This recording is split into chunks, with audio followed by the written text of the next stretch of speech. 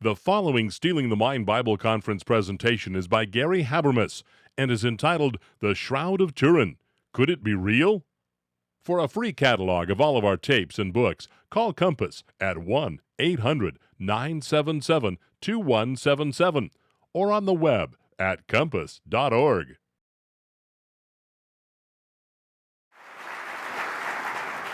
Good morning. I'm going to dig right in because I've got a lot of slides and not enough time to cover them. So let me just say right off the bat, I echo what Bill is saying totally. I'm not here today to convince you that the Shroud of Turin has to be the burial garment of Jesus or something like that. I'm interested in something a little more fundamental, and that's this. Dozens and dozens of pathologists and other authorities have checked this cloth, and basically I think we can agree to this. The conclusion is, if this cloth is not Jesus, at the very least, this is the closest you'll ever come to crucifixion. This is the closest you'll ever see. And so therefore, it's useful to try to learn what crucifixion is and what Jesus went through. Now, I've been doing these slides for 20 years, done them hundreds of times. Well, now that people have seen the Passion, they're sort of up to speed on some of this because the Passion is accurate, especially the whipping portion. Actually, if I was to comment on the Passion, most of my work is on the death and resurrection of Jesus. Most of the books out there on the table are on the resurrection. That's my first love. And when people ask me about the Passion, my kind of one-liner comment is, the whipping of Jesus and the Passion is accurate. The cross is actually rougher than the way Mel Gibson portrays it, if you can imagine that. The whipping is right on, but as you'll see a little bit today, it was a little bit rougher on the cross than just putting somebody up there and having the person be worn out and die. So whether this is the burial garment of Jesus or not is not the issue. The question is, what is death by crucifixion? And there is obviously an aside here. Could this possibly be his burial garment? I'm going to go ahead and start with the slides right away. The shroud has been on display several times now, and if you were one of the millions of people who went to Turin, Italy, you might have stood in line for up to 8 hours to see a picture like this one here, and you might think, I've been robbed. I've stood for 8 hours, and I'm looking at one of those Rorschach tests in psychology. I mean, seriously, how do you connect these dots? What is this? And this is supposed to be a man, and he's crucified? So, you waited there for 8 hours, and you got your camera, and this, whatever it is, this is the most examined archaeological artifact on the face of the earth. More research hours have been put in on this than any other artifact. And so, you're there, and you take some pictures. And you get home, and you get your film developed, and you got this image in your mind of this kind of wispy figure here, and you develop your film, and here's what you see. You say, well, that's not what I saw when I was standing there in line, but that's what your film says. Actually, the image on the shroud is it's a type of photographic negative, and your picture is actually the positive. And this is the image of a man who's lying on his back, his hands are crossed, he's been mutilated in 100 different ways, as we'll see here in detail. But the shroud was caught in a fire, actually, in the 16th century. It was just caught in a fire recently, so you have to get used to seeing those burn marks. The shroud was folded up like a bedspread, and when the molten silver came through the cedar chest type deal it was in, it burned through the cloth. So what's going to happen here is I'm going to contrast. On your left is the shroud as it appears to the naked eye. On your right is your photograph when you get home. Here's the face. On your right, what you would have seen when you stood in line. On the left, what your camera says. And notice that there's a right-left reversal, and notice there's a light-darkness reversal. Some funny things are going on when you photograph this. For example, look at that number 3 shaped blood stain on the forehead of the man in the shroud on the right. Notice the number 3 shaped bloodstain. You go home and you develop your pictures and look over on the left, it's backwards. The number 3 is backwards. And the dark spots on the shroud image, the bridge of the nose, the mustache, the beard, and so on, are now light on the left. So there's a left-right reversal, there's a light-darkness reversal. And right away, I mean, that doesn't make this a miraculous object, but it makes it a rather strange object of study. Well, how long has this been around? This question is probably the one I get more than any other question. This is a 16th century painting, and it's pretty accurate. This shows you how the man in the shroud is buried, and you can see the ladies there weeping in the background, and up above, angels are holding the cloth open, and you see that image. There's a double head-to-head image of the man in the cloth. The cloth was wrapped lengthwise around his body from head to foot, and therefore, since it was wrapped as you see on the bottom there, when the cloth was opened, you have a frontal image and a back image. And if you've been keeping up with the information, just a few months ago, they discovered that there's a lighter image underneath on the inside of the cloth and another image out on top. There's a second image that goes, whatever this is, goes right through the cloth. And we're going to talk about some of these characteristics. First of all, let's talk about a little history.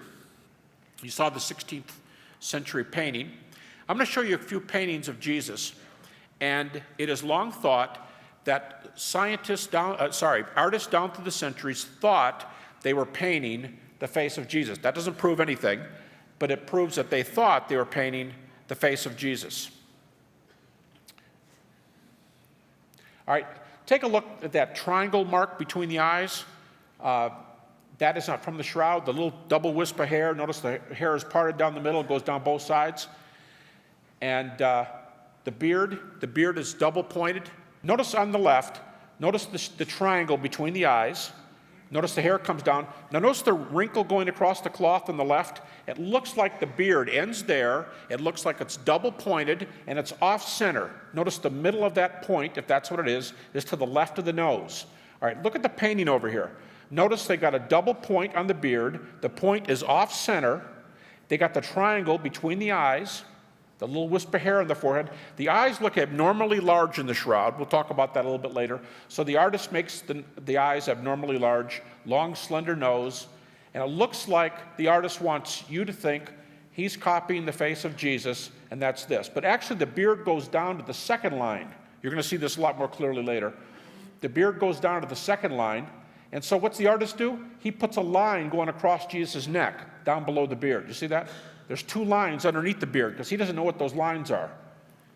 And so he thinks he's painting Jesus, and yet he's wrong about the beard, but he thinks he's being accurate. That's what's so interesting here. Same thing. Notice the line underneath the throat? They put a second line for the beard, but he cuts the beard off up above. The long, thin nose, the large eyes, that triangle between the eyes, that's a wound or a mark on the cloth. The same 2 little wispy marks of hair on the forehead. The hair is split down the middle, going down each side.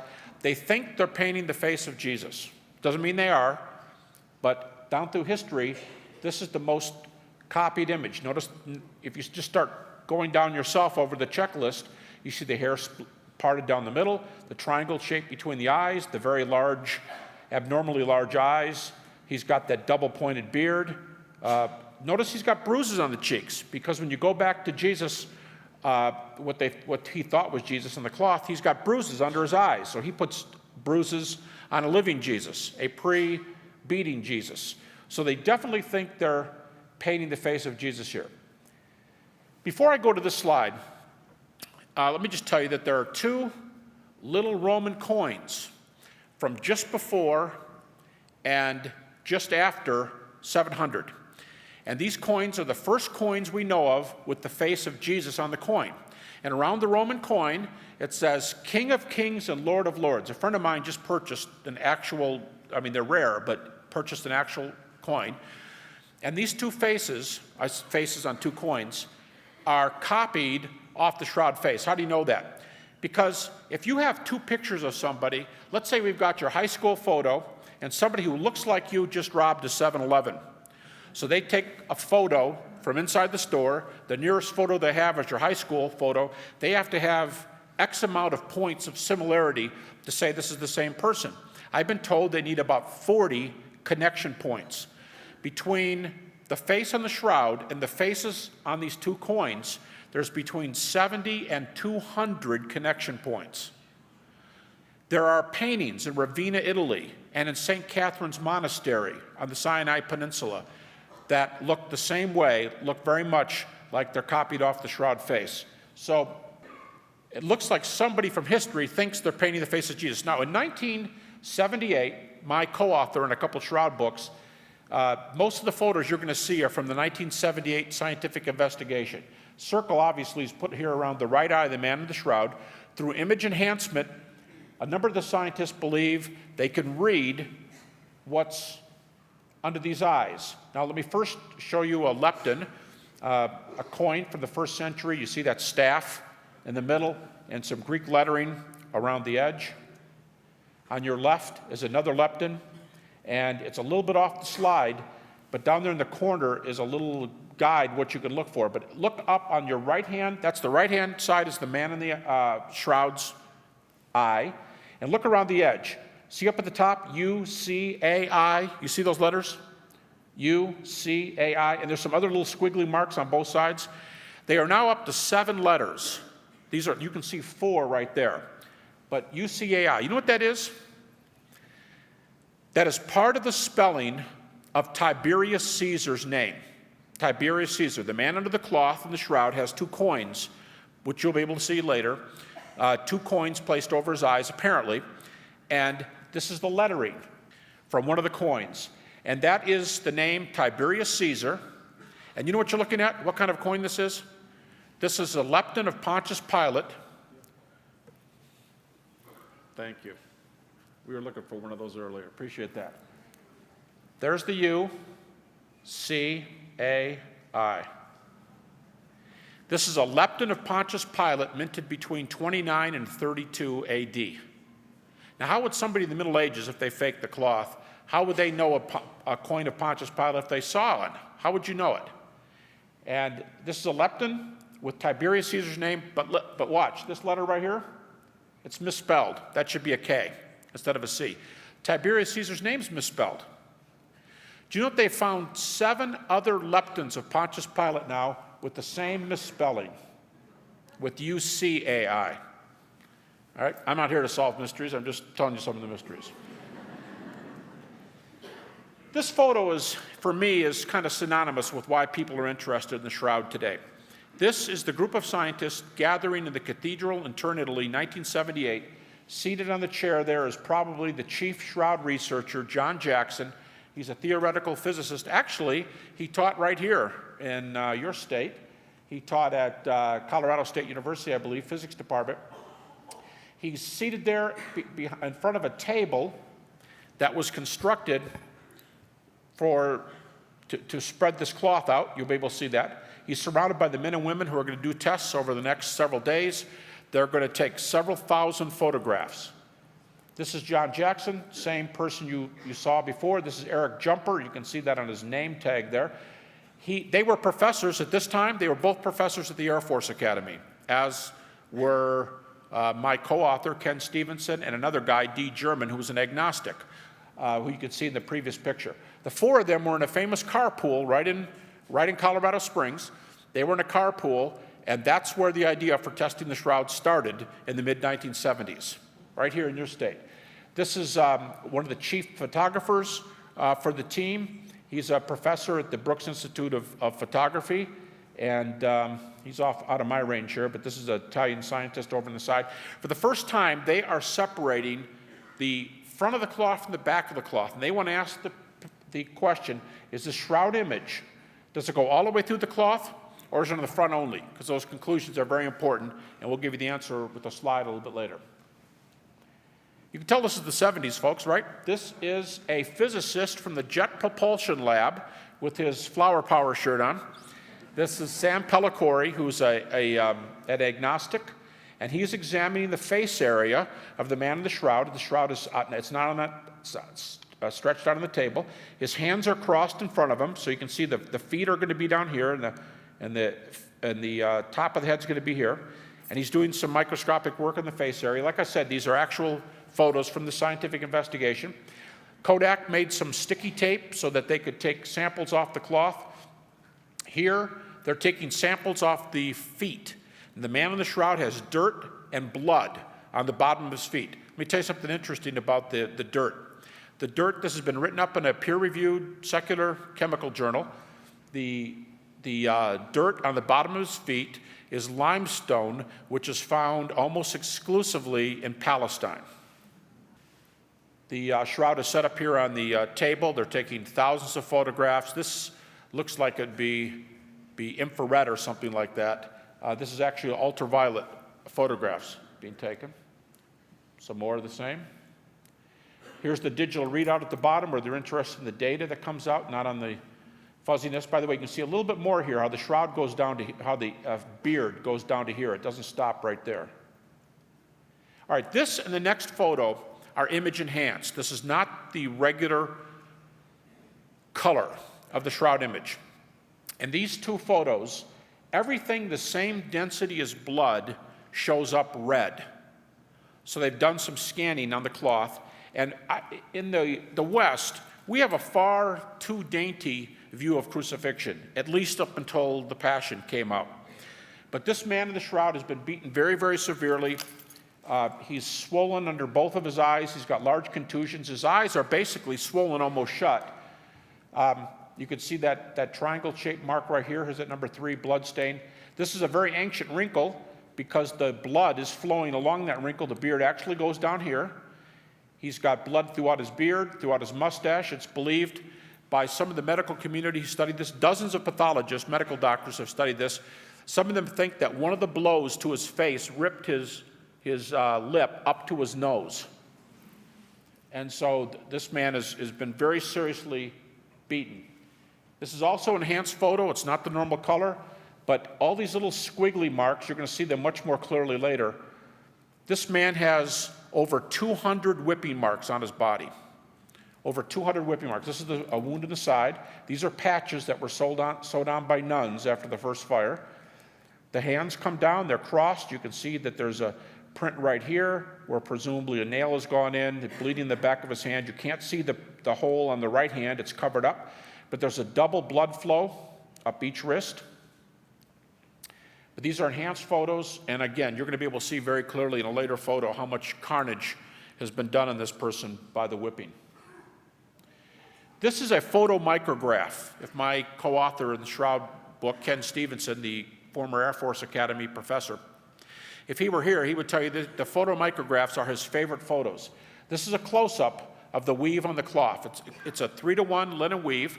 And to answer that earlier question, is there a stain on the back? The blood stains go all the way through, but these silvery image threads do not go through. In fact, they don't even go through a single thread. This is a thread made up of perhaps 200 individual fibrils.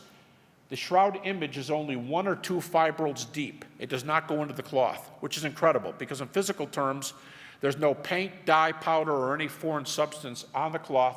That can account for the image. It's a superficial image. You say, well, didn't you tell us there was an image on the other side of the cloth? There is, and it's also superficial. There's an image on both sides of the cloth, but nothing in between. And it's very, very difficult to explain in terms of modern science. In fact, there's only one more thing that's more difficult to explain than superficiality, and that's this.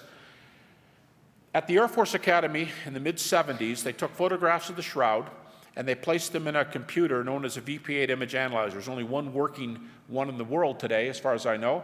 The man who owns it is a former scientist who was on this team. And when you put photos from Earth, this was made for photos from space, Voyager space shots and so on.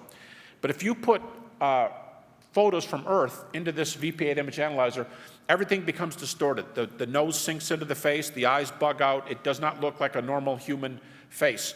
But when they put the photo of the shroud in there, this is what they saw looking at them. And the face was symmetrical and unlike anything else. Now, let me tell you what this means. The man buried in the shroud has his hands crossed in front of him, and his head is bent forward like this. He's in a state of rigor mortis, and his body is starting to return to the pre-death state. His left leg is popped up like this, so the knee is up in the air. And the cloth, you can imagine, would drape over the high points of the body. That's why it looks like the eyes are large. The nose, the cloth would drape over the forehead and the chin, but it wouldn't be on the ears. It would be on the chest, but not on the throat. The hands are crossed like this, so the cloth is going to drape primarily over the left hand. The left leg is raised, so the cloth is going to be over the left leg and not as clearly over the right knee. And yet, when you see the image, they are all equally clear. It doesn't make any difference if the cloth is sitting right on it or if the cloth is over top of it. Whatever's created the image on the cloth traveled across space to make that image on the cloth. And so the 3D image, I've got a couple other pictures. The 3D image is a side view of it. The 3D image gives you a cloth to body distance. That tells you how far the cloth was from the body, but also tells you that whatever made the image leaped through space. The last one here is turned sideways, so you're going to have to imagine what that looks like, so I'll return to this one. And whatever created the shroud image, this is the most difficult thing to, quote, fake from the shroud. Now, I told you the cloth was wrapped this way around a body, and so when you open the cloth, what would you folks expect? This man is about 5'10", 180 pounds. He's in good physical shape, as you'll see in a couple later photos. But he's got 180 pounds lying on this cloth. Do you think the back image would be darker, or do you think the top image would be darker, which simply is laid on top of his body? The back image would be darker, right? No. But neither's the top. Both images are equal. The image on the shroud is independent of body weight. It's independent of what touched the body. Whatever it is went through the cloth and left an image. All right, if you're familiar, how many of you have seen The Passion? Last time I gave this lecture for Stealing the Mind, I couldn't ask that question. This is an artist's reconstruction of a flagrum. One has actually been discovered in Pompeii. And on the end, it seems like the man in the shroud, there's different ways, different kinds you can, different things you can attach to the end. The man in the shroud was apparently beaten by an instrument like this with dumbbell-shaped pieces of lead affixed to the rawhide. They even believe, scientists believe, that the edge of the lead was sharpened so that on contact, it was designed to gouge human flesh. And it would rip through anything. It would not just rip through skin and through muscle, but it would tear, really anything. It would rip nerves. And so you can imagine the incredible amount of pain. This is just an artist's drawing on the right. But on the left, this is a close-up of the back wounds of the man in the shroud. And this is his back. Of course, it's large. You're going to be better off. Look at the side ones over there, because that's more to scale. And you can see how much damage has been done. As I said, by best estimates, this man has 220 whipping marks on his body. I say by best estimates because I have to do some estimating where the burn marks have gone through. So they try to say, they look at this area and give it about the same kind of rating. This blood across the waist is actually from the chest wound. The right chest wound that flowed down the chest and then around the back, presumably when the body was laid down and buried. But that's the chest wound with the blood and water, both of which are visible there, growing across the waist. Here's the 4 wounds most regularly associated with crucifixion. And it seems that the man in the shroud, this is from the shroud, you could do this a lot of different ways, had his foot crossed over the other one with a single nail holding both, and it seems that the nails are in the wrist. When you say, well, doesn't the Bible say Jesus was nailed to the hands? Actually, the Bible doesn't say that. In the crucifixion accounts, all it says is, and they crucified him. The only time we know about the nail prints is from the resurrection accounts.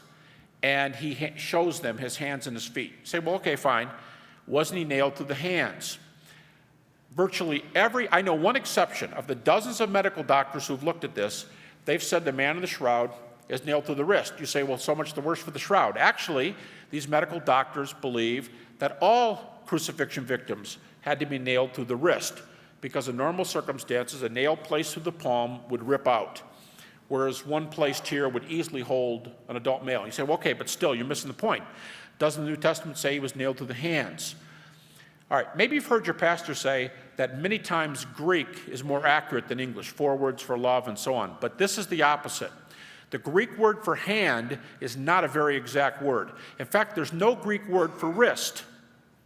And so everything you see sticking beyond my shirt sleeve is called hand in the Greek. In fact, one time in the Greek Old Testament, the word is used and it's the upper arm. So it's not a very accurate word. It means an appendage. And so to use that word does not tell you where it's been nailed. And by far, most New Testament scholars and medical doctors believe the nails were placed right here in the wrist, right about where you see that in the drawing. This picture's flipped around. You know, it depends on whether you're talking about the original or your photograph as to whether it's left or right. But in the shroud, that's the left hand you're looking at. Let me tell you something very, very strange about this painting. That was a snafu. This photograph. Notice how abnormally long the fingers look?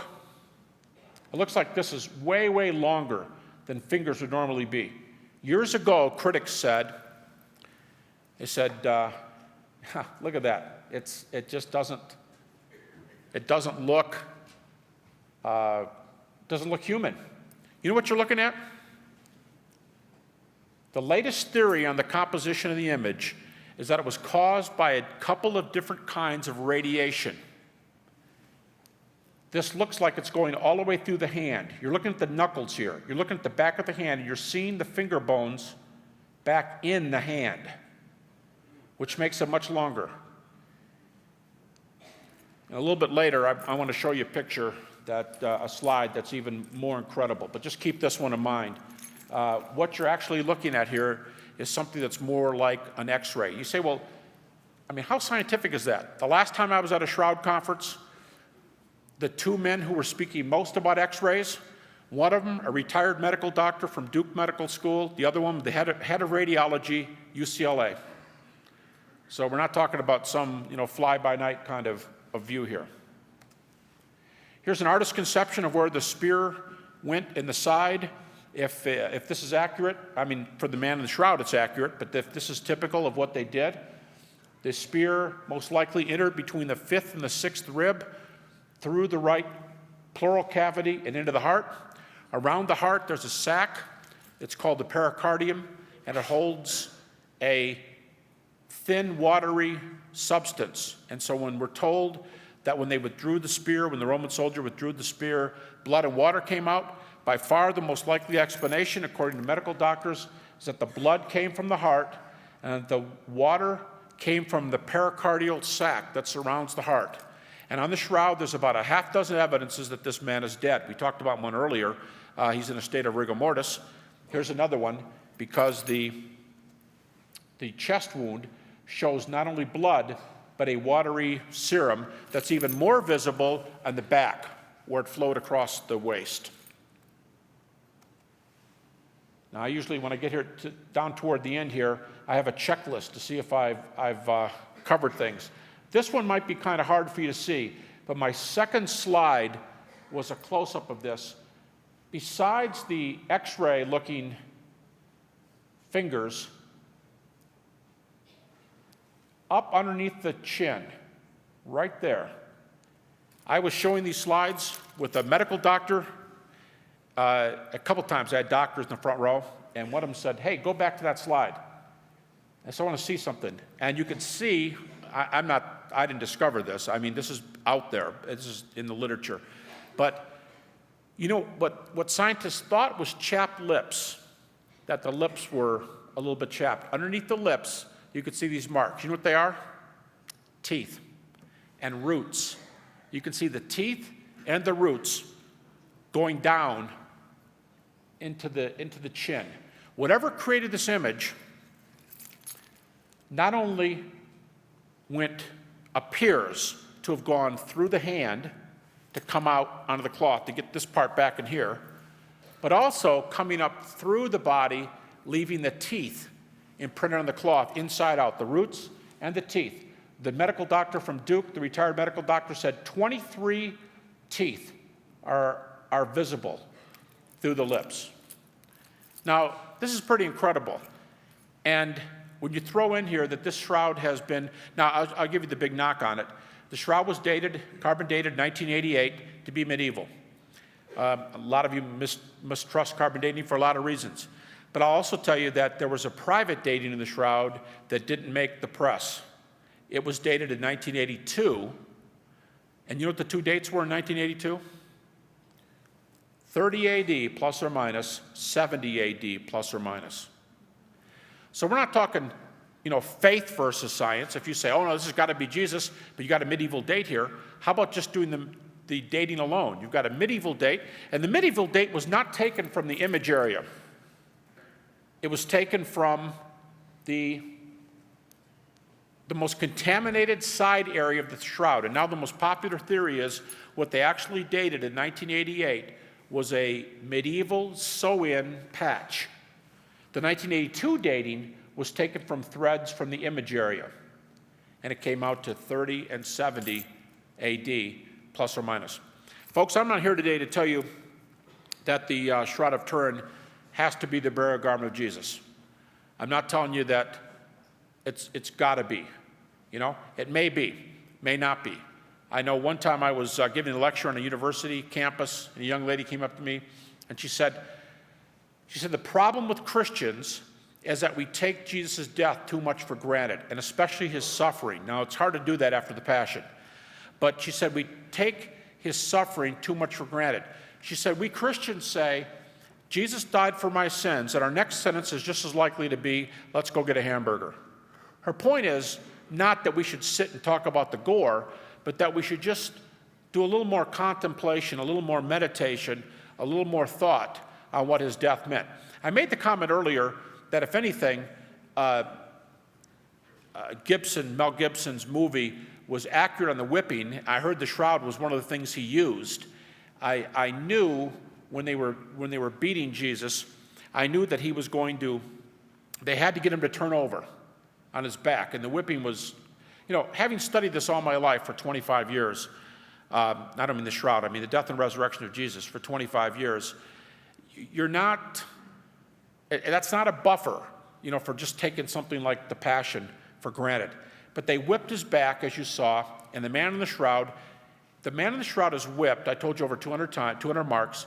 He's whipped on every inch of his body, with the exception of his face, which was severely beaten, with the exception of his face, right here in his forearms, and his feet. Everything else is whipped with the flagrum. But on the calves of the man in the shroud, the calves are whipped. And pathologists who study the cloth are so careful and able to tell so much from this cloth, they can tell that at least two men did the whipping. One was significantly taller than the other one, and one of them was left-handed. That's how much they can tell from the pathology. I mean, you know CSI and the old Quincy program, and how if you're going to kill somebody, don't leave a fingernail around because they'll track it to you and things like that. Science is pretty specific today, and they can take this cloth and find out a lot about what's happening. But I made the comment that while the whipping was accurate, and I knew he was going to have to roll over or something to get his chest because the man in the shroud is whipped all over his body, the cross is actually much worse than the movie said, because according to most medical doctors, it's not unanimous, but according to most medical doctors, death by crucifixion is basically death by asphyxiation. And when you hang in the down position on the cross, the weight of your body pulls down, and what I'm going to describe to you can happen on the monkey bars if you can hang on long enough. But in one German experiment, there's a couple medical doctors, if you can believe this, medical doctors who've asked for male volunteers to be crucified. Now, they're going to be real nice to you because in one experiment, they use seat belts for the wrists, not nails. It's like, Doc, I came in here for the flu. I didn't really expect to be nailed to a... And they use cups to inserts for the feet. And in one experiment in Cologne, Germany, the men were simply tied to 2x4s. They were simply tied to 2x4s. They passed out. They passed out in a maximum of 12 minutes. In 12 minutes, they were unconscious. You think, well, how does that happen? I mean, Pilate was surprised Jesus died after 6 hours, because in the German experiment, their feet were not affixed to anything. They were hanging. But if your feet are nailed or tied, what you can do is you push up on those nails, you pull up on these nails, and you worm your body into a different position. This was the most common one in the experiments. It's hard to even, if I do this, I can't even talk. Things happen to your lungs when you do that. And with the weight of your body pulling down on those muscles, the same muscles you exercise, the intercostal, deltoid, and pectoral muscles, with the weight of your body pulling down, they constrict on your lungs. And you can breathe as long as you can push up and stay up. But the weight of your body's on those nails, it's horrific pain, gravity pulls you down, and you slump back into this position again. The minute you slump down into that position, you begin asphyxiating. And if the West German experiment is accurate, you could be unconscious in 12 minutes, 15 minutes, and it could be over in a half hour if you can't pull yourself back up. Now, all of you know, I don't care what kind of shape you're in, if your life depends on you being able to do pull-ups, nobody in this room is going to live for very long. And that's the nature of death by crucifixion. You push up with your legs and pull up with your hands. And so when they smash your ankles, now you put two and two together, they smash your ankles and you're reduced to having to do a pull-up to live. And that's why once they smash your ankles, it's not just something they did to be nasty. I mean, the whole process is to be nasty. But they smash your ankles for a very specific purpose. If you can't pull back up again, you asphyxiate, and it's over quickly.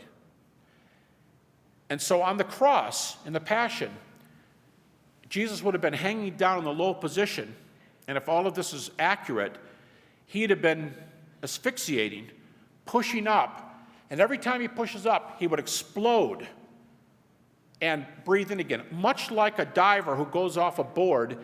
You know that feeling, you didn't get enough air for how deep you ended up going, and you just weren't sure you were going to make it up to the surface and be able to breathe again.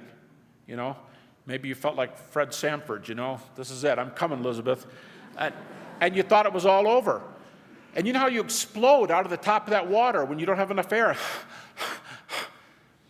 How would you like to do that every minute or two on the cross and do it for 6 hours? And be asphyxiating for 6 hours. That's the nature of death by crucifixion. So take the beating from the Passion and link it with this kind of explosion kind of breathing where you have to get a breath every couple minutes and stay up as long as you can. If you're going to talk, you talk from the up position.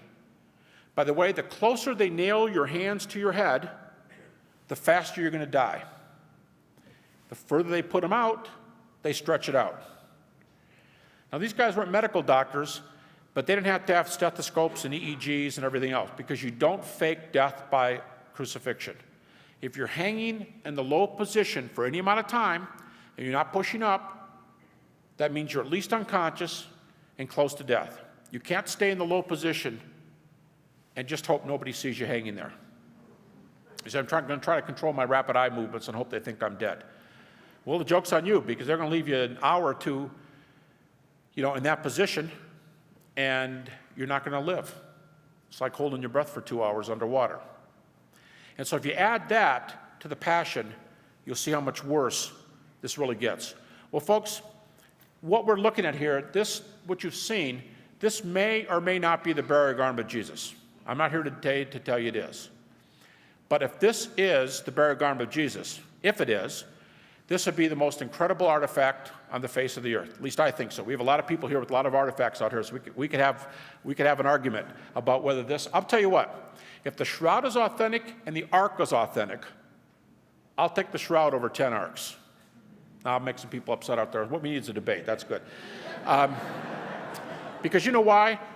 If the shroud is authentic, what you have in that picture is the gospel. The gospel's right there. Because the man buried in the cloth is dead. He's in a state of rigor mortis. He's got postmortem blood flow. He's got separation of blood and serum. About 6 reasons to believe he's dead. The man buried in the cloth is dead. And now you have to answer the question, what caused the image on the cloth? If that's radiation coming from a dead body, this gets pretty exciting. And the image is on the bottom side of the cloth, and the image is on the front side of the cloth. It's almost like it made a little burn. You know what the image is made of? I can tell you scientifically. I can tell you the words. The image is made of conjugated, dehydrated cellulose. You say, great. I really need that. But you know what that means? That means the shroud image appears to be a scorch on a piece of linen, as if you left an iron a little too long on a white shirt. That's conjugated, dehydrated cellulose.